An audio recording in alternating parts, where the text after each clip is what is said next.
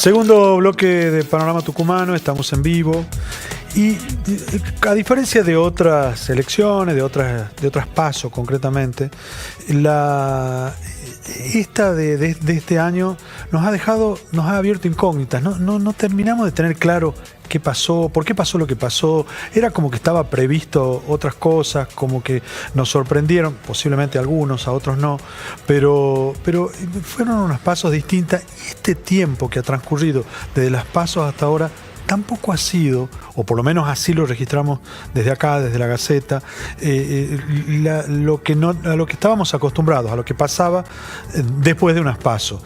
Y entonces a esos interrogantes que se nos van dando a diario, que seguramente se te van dando a vos y que te van generando algunas preguntas, nos obligan a seguir repensando esto que ha ocurrido. Y para ello, esta noche tenemos a 3 politólogos, a 3 especialistas en la política, en la vida de la vida pública, digamos, que se va desarrollando, como son Alexandra Morales. ¿Cómo estás? Buenas noches, hola, bienvenida. Buenas noches, gracias. A Agustín, voy a ser respetuoso. Emilia Hassan, ¿cómo estás? Buenas noches. Y a Agustín Viejo Bueno. Gracias por estar acá, buenas noches. Y a ver, cuéntenme, no sé, ¿qué están viendo después? Empiezo por vos, Alexandra, pero sí, charlemos tranquilamente. ¿Qué ha pasado en este transcurso? ¿Qué ha pasado después de las PASO? De pronto tenemos, yo arriesgo, tiro una idea y si no es así, de pronto tenemos como instalado un candidato que parece que va a ganar todo, que todos le refutan, que todos hablan, inclusive el periodismo dialoga y le refuta. Un oficialismo que ve, estoy hablando de Milei, ahora propongo lo de Massa como más seguro de qué tiene que consolidar o por dónde está el discurso, y una Patricia Bullrich más buscando por dónde va su discurso. Eso es lo que veo, no sé si lo ves igual, si te parece. No, bueno, ¿Qué han encontrado? ¿Qué han visto? Primero que nada, esto que vos planteabas, ¿no? Estamos frente a una situación donde es muy difícil entender sí, cómo fue que llegamos hasta acá, o por lo menos es una de las primeras preguntas o interrogantes que surgen. Sí. Creo que la primera diferencia que hoy tenemos frente a muchas otras elecciones que hemos tenido es que en el escenario electoral hemos pasado de siempre tener un enfrentamiento, una polarización entre dos posibles candidatos presidenciables, sí, y hoy por primera vez tenemos un escenario electoral en donde hay 3 candidatos que compiten podríamos plantearlo en igualdad de condiciones. No sé si sería casi la forma, pero por lo menos digamos, con los mismos porcentajes. Exactamente, la diferencia entre el primero y el último es cerca del 3%. Claro. O sea que cualquier escenario es posible.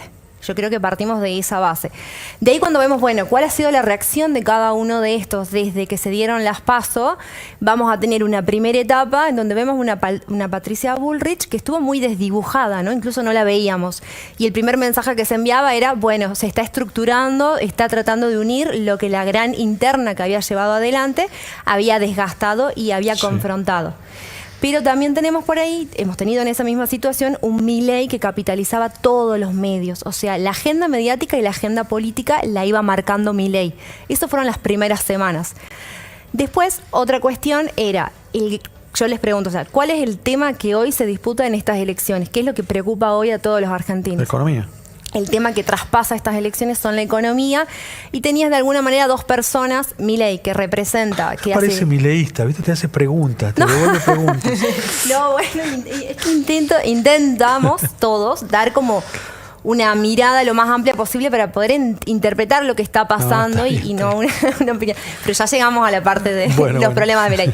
Bueno, en base a lo que decimos es como que, bueno, Milei hace años que uno de sus grandes fuertes son la economía, que hoy se convirtió en ese candidato que no sabemos si son viables o no, grande de las discusiones de la inviabilidad de lo que él propone, pero tiene propuestas económicas, cuando hoy lo que preocupa a la gran mayoría de los argentinos es la economía.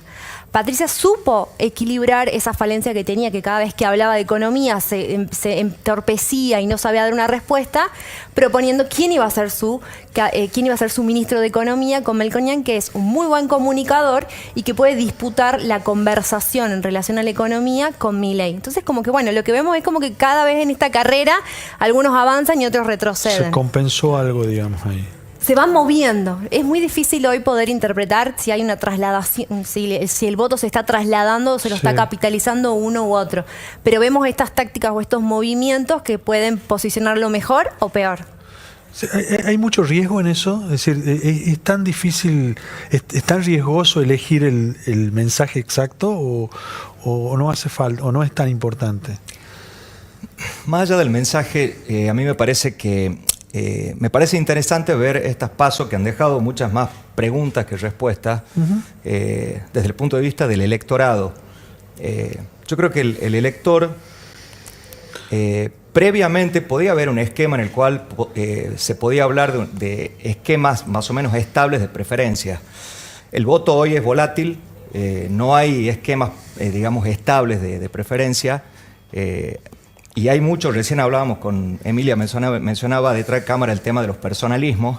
Sí. Hacíamos alusión, bueno, a Messi. Y al personalismo, sí.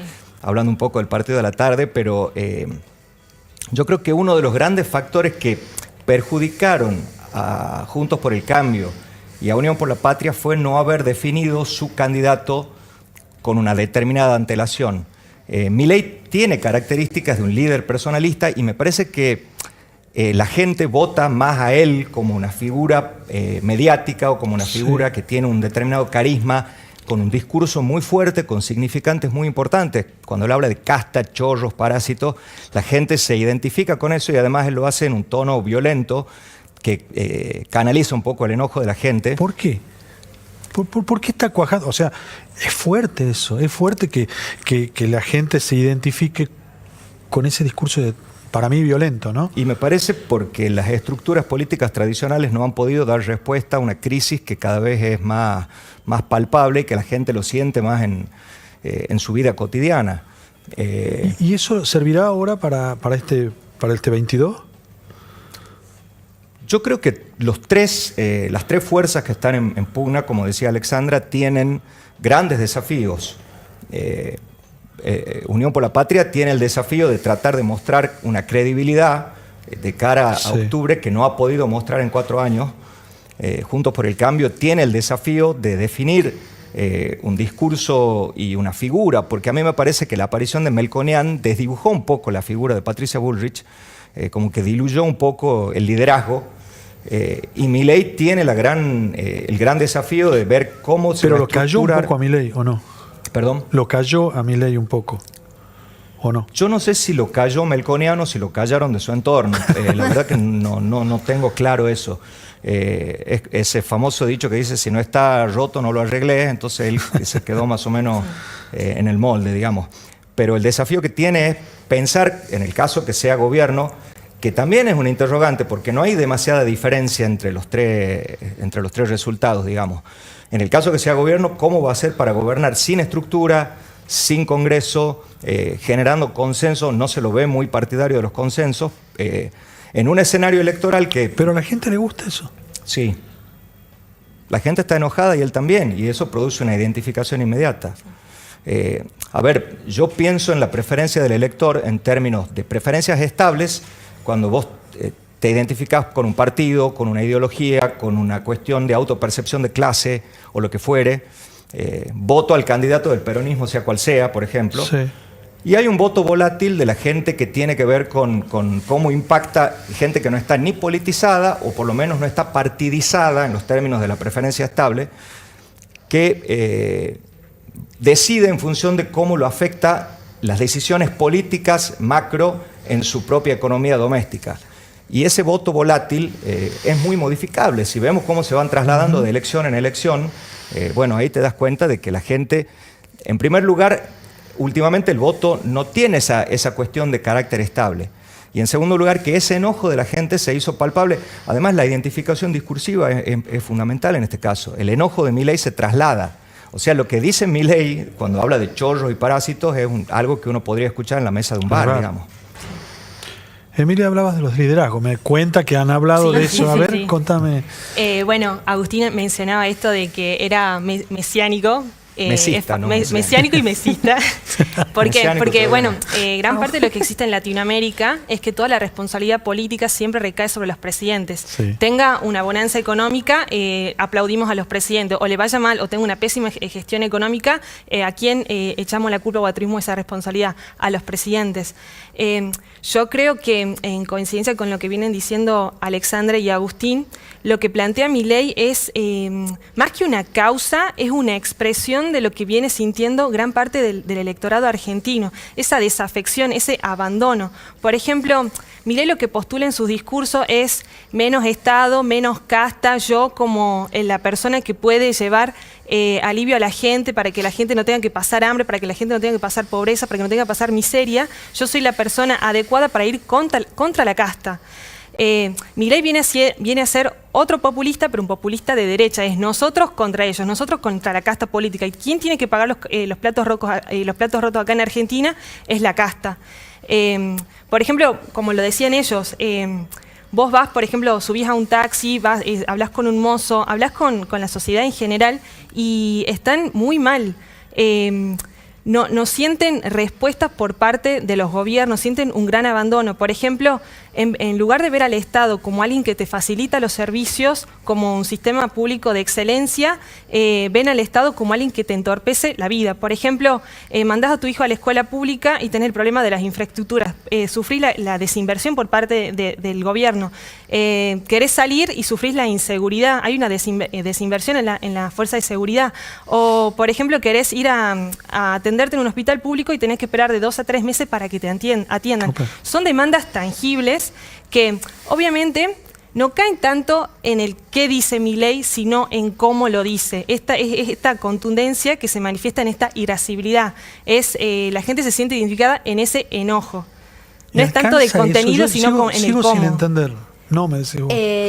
Considero que no, digamos, hoy hemos podido observar cómo él es esa expresión, ha podido capitalizar ese enojo a la hora de votar.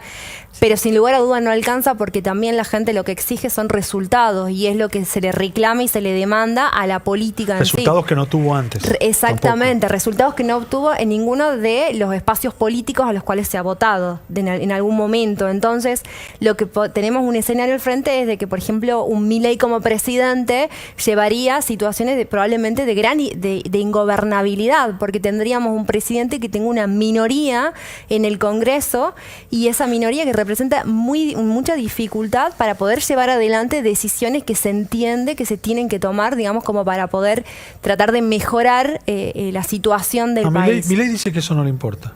Bueno, porque Milei hasta ahora, hasta hace unos meses no tenía realmente en su cabeza la seguridad de poder ser presidente. Porque incluso uno de los grandes desafíos, él consiguió cambiar la dicotomía que existía, que era la grieta, que era peronismo versus Juntos por el Cambio. Entonces, o eras de uno o eras del otro, esa versión de amigo-enemigo. Él la cambió y él se posicionó desde un lugar en donde él representa a la gente enojada. Y tanto Juntos por el Cambio como Unión por la Patria son la casta política, o sea, son lo que hay que exterminar, es lo que está mal, es lo que perjudicó a Argentina. Entonces él sí generó cambios a nivel social, pero la ciudadanía sigue exigiendo respuestas. Entonces cuando tengas un Milei como presidente que en meses no te pueda resolver la economía, no te pueda resolver los problemas y va a empezar a tener otro tipo de demanda y socialmente va a tener muchos reclamos, muchas protestas. O sea, vamos a encontrar... ¿Pero eso significa que los otros candidatos pueden resolver, están en condiciones de resolver? Yo quiero decir una frase nada más que escuché que me pareció muy interesante, que decía que Massa tenía muy pocas probabilidades de poder ganar estas elecciones. Sin embargo, era quien tenía más probabilidades de poder sostener una gestión en el mediano plazo. Claro, eso es la típica, si no gobernás, si no lo tenés al peronismo al lado, no podés gobernar. ¿Lo ven así ustedes? Yo escuchaba a un amigo el otro día que me hizo mucha gracia la frase que decía que si Massa ganaba, tal vez se solucionaba la economía porque Massa iba a dejar de ser el ministro de Economía, digamos. Me pareció interesante el planteo, además de cómico. Pero además hay otro dato que a mí me parece muy interesante en este planteo actual que estamos viviendo de sorpresa, que es el hecho de que rompiéndose esa grieta que mencionaba Alexandra recién, en la cual era o peronismo o antiperonismo, porque convengamos de que históricamente la definición partidaria y aliancista se define en contra del peronismo, apareció ahora un tercer actor, y Unión por la Patria y Juntos por el Cambio, sin quererlo, encontraron una zona de unión en la cual se enfrentan a Milei ambos, defendiendo ciertas cosas en las cuales él está en contra. Entonces, cuando Milei habla de dinamitar el Banco Central, Unión por la Patria y Juntos por el Cambio están de acuerdo en que no. Milei habla de renunciar a la soberanía monetaria y Unión por la Patria y Juntos por el Cambio no están de acuerdo con eso. Milei habla de vouchers educativos y bueno, en ese sentido lo que pasó fue que esta reconfiguración del esquema corrió a Juntos por el Cambio hacia el centro. Eso habrá tenido un impacto en los votantes y bueno, no lo sé. Del 40% que sacó Juntos por el Cambio en 2019, no pudo llegar a los 30 ahora, digamos, 28 puntos. Sí. ¿Influyó lo programático, influyó lo ideológico o se trató más bien de una cuestión de esa canalización del enojo, del voto bronca? A ver, cuando uno piensa en el voto como una toma de decisión individual, se habla mucho de esto y es uno de los grandes interrogantes que tiene la ciencia política, ¿no? ¿Por qué el votante vota como vota? Una pregunta que no tiene respuesta. Claro. ¿No tiene respuesta? Bueno, tiene múltiples respuestas. Múltiples respuestas, que es lo mismo que si no tuviese que ninguna. no tienen como... La neurociencia diría Sí. que nosotros actuamos en base a las emociones. Claro, exactamente. Tenemos un sistema límbico que nos gobierna y que lejos, porque tanto el amor extremo como el odio extremo nos sacan de la racionalidad y nos hacen actuar impulsivamente. Lo que conocemos por las identificaciones. Tal cual, exactamente. Sí. Ese principio matemático que dice que A es igual a A. Cuando yo me veo igual que otra persona o que otra fuerza ¿Y política, eso lo que está sea. incidiendo ahora? ¿Ustedes lo ven a eso en el Yo voto? creo que sí. Yo creo Qué que lindo eso. a la gente le dicen, mirá, pero Milei van a poder vender a los chicos. Sí, pero él dice lo que yo tráfico siento. de órganos, Sí. el tráfico, el libre portación de armas, todo eso. Y como la gente está tan enojada en ese estado emocional, no le importa. Que pasaba también anteriormente, cuando en lugar del odio era el amor extremo, y le decía, mirá, pero tu líder político hizo tal y tal cosa, a mí no me importa. Pasa con Cristina de alguna manera. Y con tantos otros en la historia Pasaba argentina. con Perón, pasaba Claro. con Menem, pasaba con Alfonsín, que decía que con la democracia se come, con la democracia se educa, con Perón hablaba de los descamisados. Como dice Agustín, tratamos de formar identificaciones para que el resto nos siga. Y también no es algo ajeno al electorado de Milei, de que muchas veces el laburante necesita tener una explicación para soportar tanto sufrimiento, ¿no? Tenemos una inflación que ya va acumulando el 60%, una inflación del 120% anual. Entonces, ¿cómo hago yo para no ver esta injusticia, esta desigualdad a nivel individual? Lo que hace Milei dice, vos no sos el único que está sufriendo, somos varios argentinos que estamos en la misma y yo sé quién tiene la culpa, es la casta. Sí. Y retomando con lo que vienen planteando ellos con la dolarización, tiene que ver con esto. El tema de la dolarización no es un tema económico, sino un tema de razón política. Si yo dejo de emitir, si yo renuncio a la soberanía para emitir dinero, ya no va a depender de la maquinita del Estado. Ahora vamos a pasar a depender de la Federación Económica de Estados Unidos, Sí. del Tesoro de Estados Unidos. Entonces, es quitarle esa posibilidad a la casta para seguir emitiendo, para evitar que los mismos políticos le roben a los ciudadanos con todo lo que conocemos con el clientelismo. ¿Tiene la culpa? Y Primero, yo creo, ¿existe una casta? y qué pregunta. Yo apelaría más a lo pondría entre signo de preguntas, ¿no? Yo creo que muchos políticos se quedaron con su electorado en esta elección de tercios, de no querer ir más allá, de no construir consenso, de no construir gobernabilidad. Hay una gran parte de desafección. El ciudadano no se siente representado por Massa, no se siente representado por Cristina, no se siente representado por Bullrich, no se siente representado por Macri. Juntos por el Cambio, ¿cuál es la lectura que hace el electorado? Juntos por el Cambio tuvo la oportunidad de gobernar, pero no me soluciona nada. Estamos ahora en una estanflación con 11 años de estancamiento económico, sí, y que la pandemia de alguna manera acentuó eso, aceleró, y tenemos un nuevo paradigma que es el trabajador que sigue siendo pobre. ¿Cómo hago para llegar trabajando, rompiéndome el lomo y no llego a fin de mes? Entonces, ven que los políticos están en tienen otra agenda, pero es producto también del cogobierno que tenemos con el Fondo Monetario Internacional, donde no deja al gobierno decidir soberanamente. Ahora, pero insisto con la pregunta, ¿no? Sí. O se los hago a los tres. ¿No es grave esto que la culpa la tenga la política? Es decir, no es perjudicial, a mí me asusta, a mí me preocupa. Está bien, a 40 años de democracia, pero me asusta que, bueno, entonces el culpable es... Porque entiendo que vaya responsabilidades individuales. Vos tenés la culpa, yo tengo la culpa, o ha habido gestiones incorrectas. Pero esto de que generalicemos así me parece riesgoso.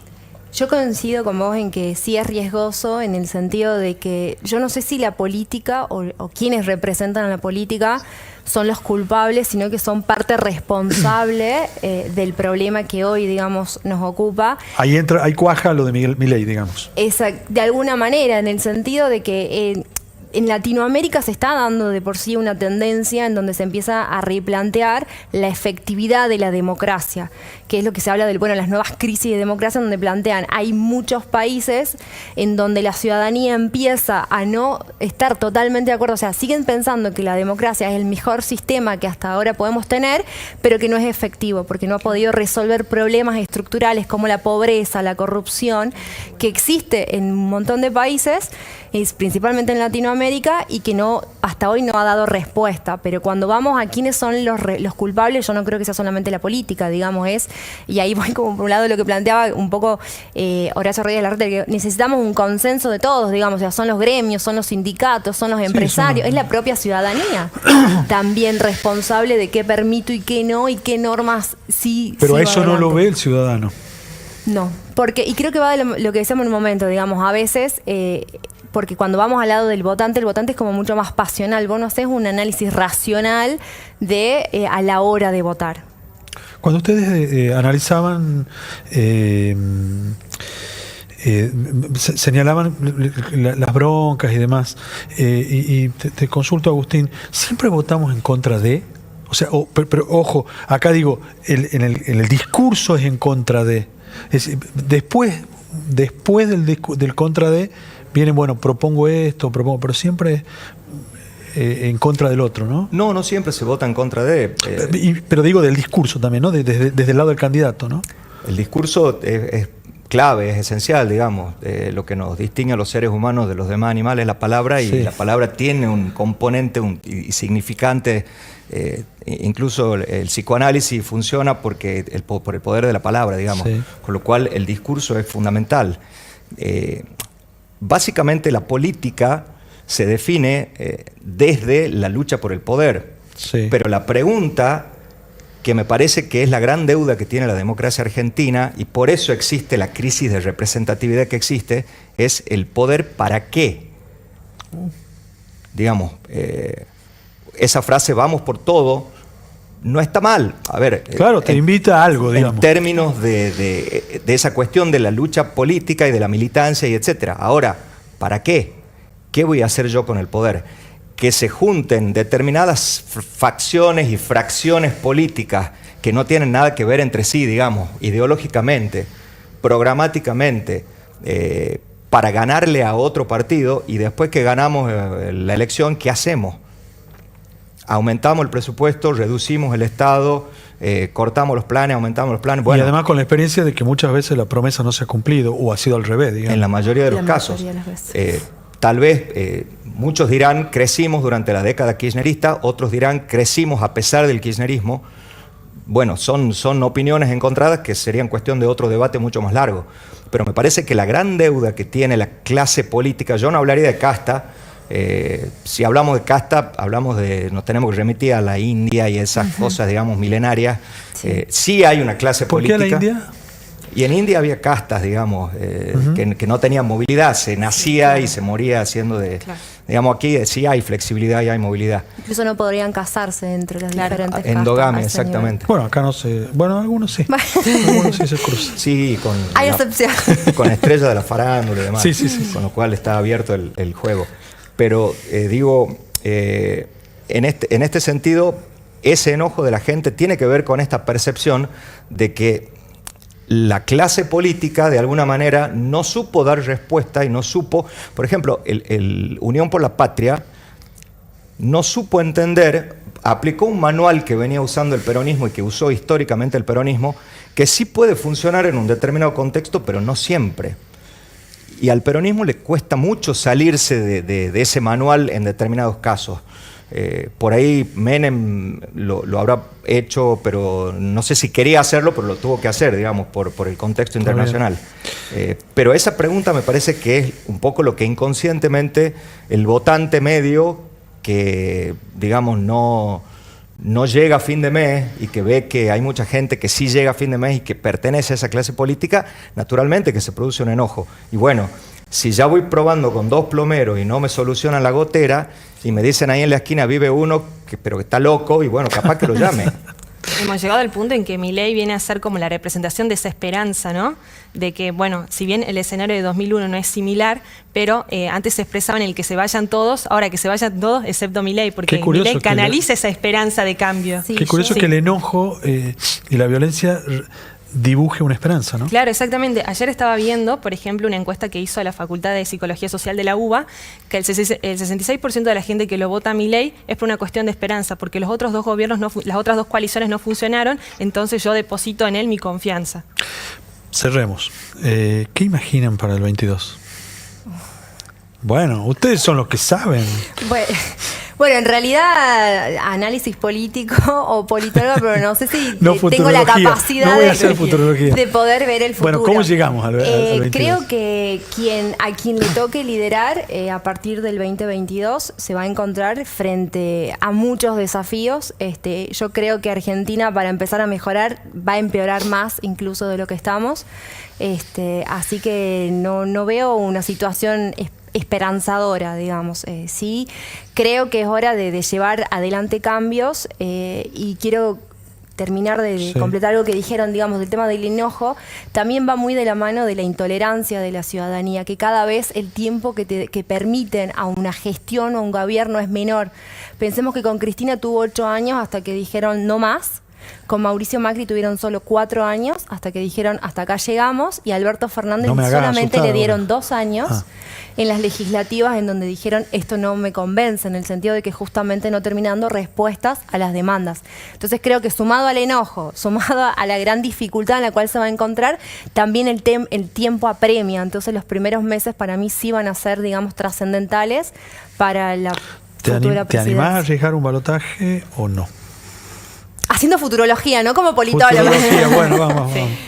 Yo sí me imagino... Estamos en la mesa del bar, no estamos acá. Saquemos las cámaras, saquemos todo. Yo sí me imagino un balotaje entre Massa y Milei. Massa y Milei. Pero también sé que quedan 30 días y cada día cuenta, y la política es muy dinámica, entonces ya todo va a cambiar. Ya está. Pero bueno. Agustín. Yo quiero hacer hincapié en una cuestión numérica, porque se viene hablando mucho de el gran desafío que tienen sobre todo Juntos por el Cambio y Unión por la Patria en atraer a ese electorado que no fue a votar. Pero cuando uno mira hacia atrás, en 2019, por ejemplo, aquí tuvimos una participación electoral del 69, casi 70. En el 2015 creo que fue del 72 en las PASO, y en 2019 creo que fue 76 y 2015 72, por ahí. Y algunos se acercó al 80 en algún momento. Ya en las elecciones concretas sí anduvo entre el 80 y el 81. Yo no creo que el número se extienda demasiado, con lo cual me parece que el margen de maniobra que tienen las tres fuerzas de cara a octubre es muy pequeño. Yo no creo que se modifique demasiado, y aquí me estoy tirando, digamos, otra cuestión. Estamos en el bar, podés hablar tranquilo. Además antes de las PASO todos conjeturábamos si Milei iba a llegar a los 20 puntos. A los 22, 25. Y esa noche estábamos así todos. Con lo cual a los politólogos y, bueno, los encuestadores, sociólogos y demás, se les complicó demasiado el tema. Yo haría hincapié en eso, digamos. Y sobre todo en el desafío, como decía Alexandra, de lo que viene, digamos. Gane quien gane, va a necesitar de alguna manera de los consensos de cara a pensar que, además, a nivel provincial, hay un actor importante, porque tenemos provincias donde gobierna Juntos por el Cambio, provincias donde gobierna Unión por la Patria, y provincias donde hay fuerzas provinciales, que son 6, que podrán tener más simpatía con uno o con otro, pero que son Misiones, por ejemplo, que son casos así muy, muy particulares. Entonces, en el caso de que Milei sea gobierno, por ejemplo, va a tener que tener a estos 3 actores, a las fuerzas provinciales, a Unión por la Patria, Juntos por el Cambio, y lograr consenso con todos los demás sectores sociales, por supuesto. Es un gran desafío que tiene no solamente Milei, sino las otras 2 fuerzas Consenso también. que no se ha logrado en estos años anteriores. Exactamente. ¿Lula te parece un ejemplo de consenso? Sí, puede serlo. Pero ahora está negociando con la misma gente que lo metió preso. Exactamente, pero no solamente Lula. En Uruguay hay un diálogo, es más, no hay una visión antagónica en términos excluyentes de lo que significa un adversario político. Es eso, un adversario. Da gusto ver a los expresidentes en una misma mesa. Claro. Lo escuchaba al presidente electo de Paraguay ahora y también va en ese sentido, digamos. Alexandra se jugó, ¿no te jugás? No. No me fallé, ¿no? No, está bien. Yo creo que Milei va a estar. No te has jugado mucho. No te has jugado mucho. Va a estar en el balotaje. No me he jugado nada. Lo que pasa es que, bueno, podría decirlo en términos así de futurología, pero sí me parece que Milei Massa puede ser el balotaje. Emilia. Yo, terminando lo que dice Agustín, nuestra esperanza como politólogo es que Milei se acaste, que no cumpla con todo lo que propone. Sí, pero sí yo veo un escenario de tercios, tal como lo avisoraba tanto Cristina Kirchner como Mauricio Macri, de que es muy difícil que rompan cada uno de las fórmulas, rompan el piso de los 40 o que incluso lleguen a los 45. Recordemos que para evitar un balotaje tienen que llegar al 45%, o si no el 40% con un 10% con la fórmula que va por detrás. Entonces yo veo un escenario muy complejo de que en primera vuelta, el 22 de octubre, ya tengamos un candidato o una persona ya elegida para presidente. Sí, es importante subrayar, digo, para los que nos están viendo, que la composición del Congreso sí va a estar establecida en esa primera votación. Claro, ¿no? exactamente. Lo que yo lo que vengo viendo es esto, ¿no? De que Milei cambió drásticamente su discurso desde el 13 de agosto. ¿Por qué? Porque ahora se viene como atemperando y viene tratando de decir, bueno, no vamos a apelar directamente a la dolarización, sino que va a ser gradual. Vamos a esperar entre 9, 12 meses o incluso 24 meses.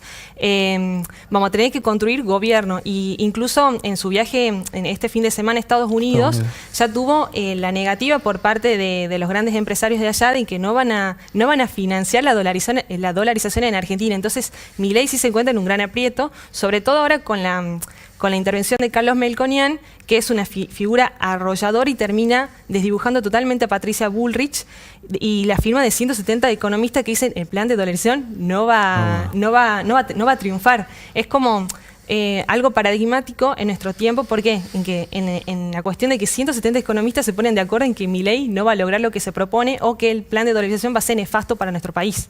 ¿Eso no puede ser desafiante al revés? Podría ser desafiante. Hay países, por ejemplo, en Latinoamérica que ya intentaron con la dolarización, por ejemplo, Ecuador, El Salvador. Argentina tiene una estructura económica muy difícil, muy compleja. Nosotros tenemos un nivel de riesgo país más de 2.000 puntos, entonces no es atractivo para nadie que quiera invertir en Argentina, poner dólares para que empiece a circular en nuestra economía. ¿Te jugás? Apuesto por un escenario de tercios. No, bueno, pero ¿va a haber balotaje o no? Para mí sí. Futurología, ¿no? Para Futurología, mí sí. Por supuesto. Sí. ¿Y quiénes van a estar? Para mí va a estar Massa y Milei. Massa y Milei. Los tres coincidieron, Massa y Milei. Alexandra, Agustín, Emilia, muchísimas gracias. Gracias por la conversación. Y quiero aclarar que como buenos profesionales solamente se han prestado a este juego de jugar a una futurología que no es la que les compete a ellos, pero que nos ayuda a esta conversación que seguramente a ustedes les puede interesar. Son simplemente casi juegos u opiniones personales, no de lo profesionales que son. Muchas gracias. Gracias por la invitación. Vamos a un corte y volvemos ya a hablar un poco de economía.